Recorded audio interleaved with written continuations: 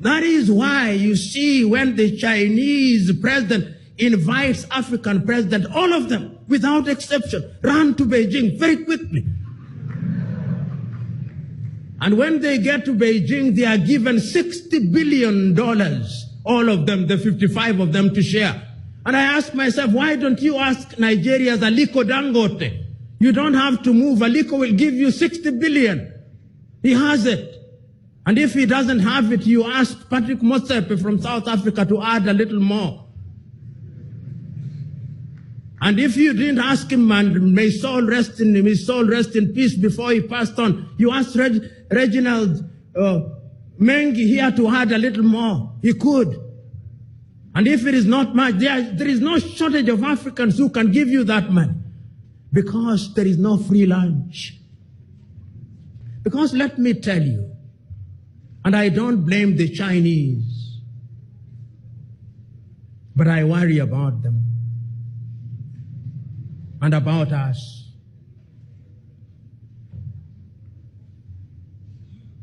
Today, in any African country, notwithstanding that over the years, our universities have produced professionals, the Chinese are the ones building our stadia. I do not know whether the stadium here in Dar es Salaam was built by Tanzanians. You will tell me. I need to be educated. But I suspect that there was a Chinese hand. If you go to Nairobi, Kenya is the same. You go to any country, to Uganda, the same. And the Chinese are now, in a very subtle way, in every other African university, they are bringing something called the Confucius Institute.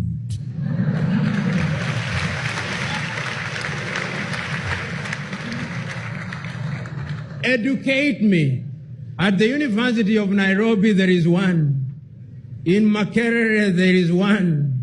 In Zambia, there is one. My brethren Tanzanians, tell me, do you have one here?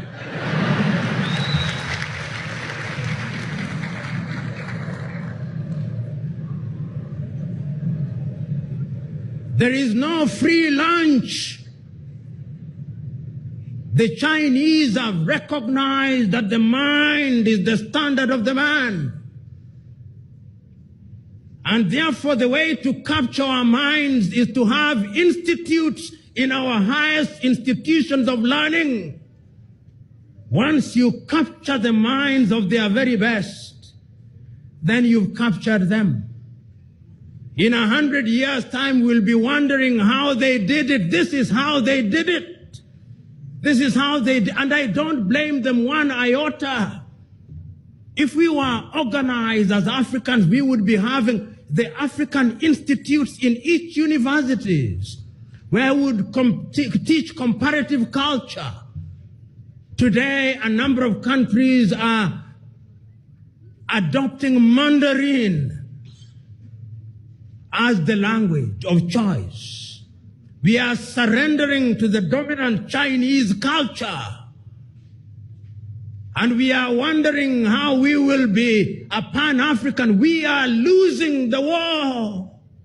We are losing it. The Chinese know what they want, and they must be celebrated and praised for it. Because any civilization that knows what they want will always reach their destination. Do we know what we want? We don't.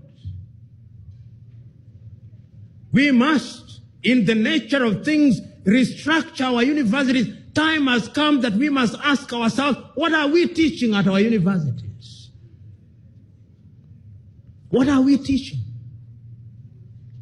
If it is in engineering, you go to many engineering schools in Africa and look at the equipment that is being used. Perhaps in some universities, the equipment should be in the museum alongside the spinning wheel. At a time when people are talking about nanotechnology and 5G, You go to typical African university, we're still using blackboard and chalk. And others are teaching differently, yet we think we are going to compete. We are not going to compete. Right now, people are talking about 5G. But what are we Africans doing?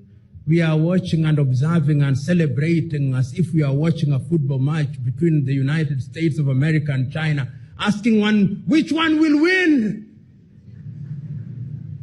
Because the winner is the one that will conquer us again. It's painful but true. We are not there. We are not in the arena. As the saying goes, you can't win the lottery if you don't buy the ticket. And we have not bought the ticket. No amount of prayer and fasting is going to help us. We can pray and fast all we want, but God is not a magician. God tells you, go ye and subdue the world. We are not subduing the world. The world is subduing us. So what are we teaching? We must begin to think differently for the Pan-African project to succeed. We must begin to act as one unit. Recently in Mozambique, Mother Nature devastated the city of Beira. 90% of it was destroyed. The city of Beira, 90% gone. I waited for Africans to say that we are going to donate 1% of our budget. It is only Namibia and South Africa, and to a certain extent Kenya and a few other countries that went there. But the following week, there was a church in Notre Dame in Paris that burned, and within 1 week, they had raised 1 billion. In fact, more, I think, approaching 1 trillion, including a donation from a traditional chief in Côte d'Ivoire, who was very devastated that one of his brothers or somebody related to him had been baptized at the church in Notre Dame. If you now go to Beira, it is not African engineers who are involved in restoring or African professionals. You will discover that some Portuguese firm, possibly, and some Chinese firm are the ones who are involved. Africa is now in the business of discovering natural gas and oil. Who is exploiting that oil? If it is not tallow, it is Alf. If it is not Alf, it is ExxonMobil. If it is not ExxonMobil, it is Total. Africa, Ali Mazrui was right, produces what it does not consume and consumes what it does not produce. We know, but we must remind ourselves, because sometimes we sit pretty and think that everything is fine. Everything is not fine. You are here. Allow me to be morbid. In 100 years' time, all of you will be upstairs. All of you. Without exception. All of you. But I want you to imagine for one moment how Africa will be. You know,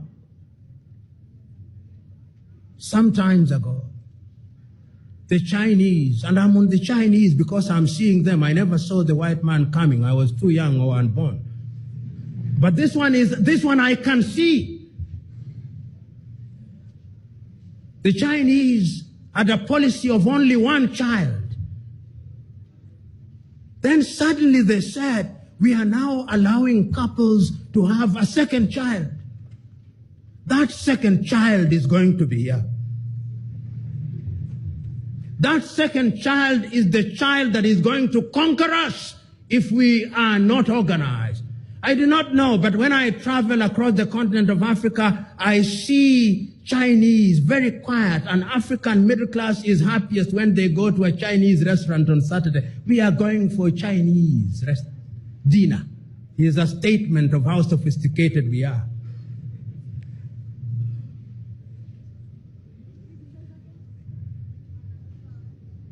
I'm submitting to us that we must do something about it. So, ladies and gentlemen, Africa can be great, and Africa must be great. But we must begin to do something about it. The question is, what are we doing? The problem that some of us have is that we feel helpless.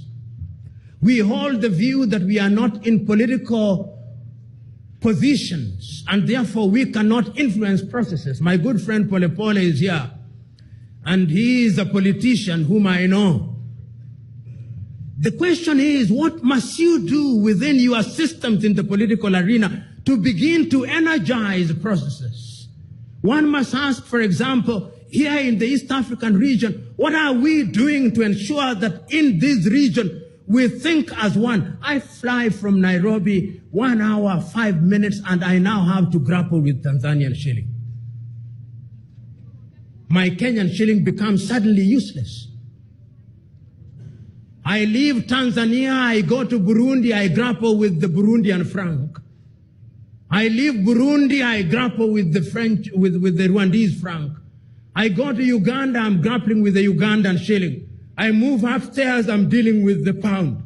I move to Angola, I'm dealing with the kwanza. 55, almost 50 currencies, which are effectively useless. Because even the leaders don't believe in them.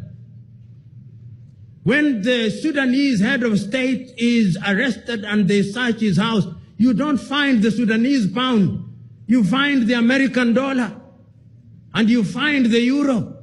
We also don't have faith in our own currencies. And our currencies are going to remain weak as long as we are not united. So in the East African region, what can we do? I travel and I get to Julius Kambarage International Airport, and I'm told very politely, as is the culture in Tanzania, jaza fomu ya kuingia. And I obey. But should I, after flying for 1 hour, 5 minutes, an American will fly from Boston in Massachusetts to Oakland in California, 6 hours later, no forms filled, no yellow fever certificate, no passport, no new telephone number. The country works. Here, I'm now in 255, having migrated from 254. I'm dealing with Tigo, and even Tigo is not Tanzania. I'm dealing with Airtel. Even Airtel is not Tanzania. I'm dealing with Vodafone. We own nothing. Pole pole.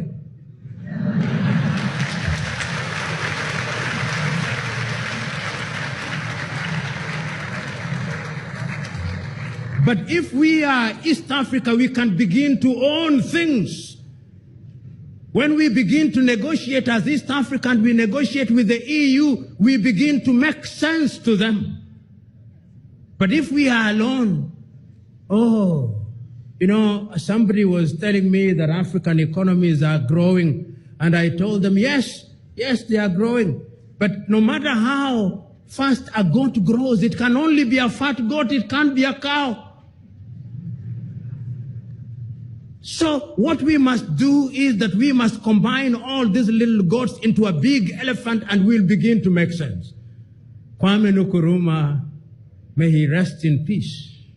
How relevant you are 56 years ago today, when you spoke on that day in Addis Ababa, Ethiopia, and reminded us that Africa had to unite. If today I were to write, as Nkosana and Lamini Zuma wrote in the year 2013, if today I were to write a letter to our founding fathers who died several years ago, this is how the letter would read. I would not name all of them, but I would name the following. I would say, Dear Kwame Nkrumah, Dear Kambarage Nyerere, Dear Patrice Emery Lumumba, Dear Modibo Keita, Dear Ahmed Sékou Touré, Dear Thomas Sankara, Dear Nelson Rolihlahla Mandela, we are gathered here today in Dar es Salaam, Tanzania, on this 25th day of May in 2019. And we are pretending to be discussing a new subject, but we are not.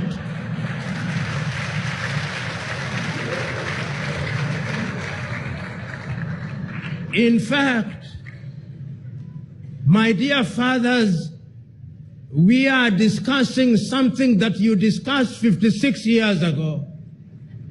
And we are now recognizing that you warned us that if we did not unite, we will be conquered again. I am sadly reporting to you that we are being conquered again. We are being conquered again in the manner that you feared, and I'm now telling you that this time round our conquest is a little more subtle. I am telling you, Osagyefo, that now, although in 1961 you had created the University of Ghana at Legon, and you had also created the University of Science and Technology, in many African universities we are now accommodating Confucius Institutes. Osagyefo, we do not know what they are going to teach there in 100 years' time. But for the moment they tell us is aid and that they like us. But Osagyefo, I agree with you, there is no free lunch. We are also sitting here today in Dar es Salaam, Tanzania, the home of your brother, Julius Kambarage Nyerere. And we also are reminding ourselves that Nyerere came up with a philosophy called Ujamaa, which was self-reliance. We can now tell you that in substance, Mwalimu was right. But unfortunately, we are still importing things from Europe. We now have mobile phones, which you did not have when you were alive. But unfortunately, Mwalimu, those mobile phones, none of them is made in Africa. Last week, we saw an attempt by somebody to claim that one was made in Rwanda, but I suspect it was only assembled in Rwanda.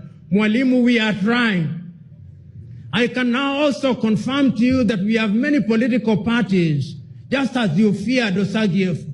In Congo, there are 233. But Congo is not at peace. In Tanzania, they don't have very many, but I can assure you CCM is still doing very well.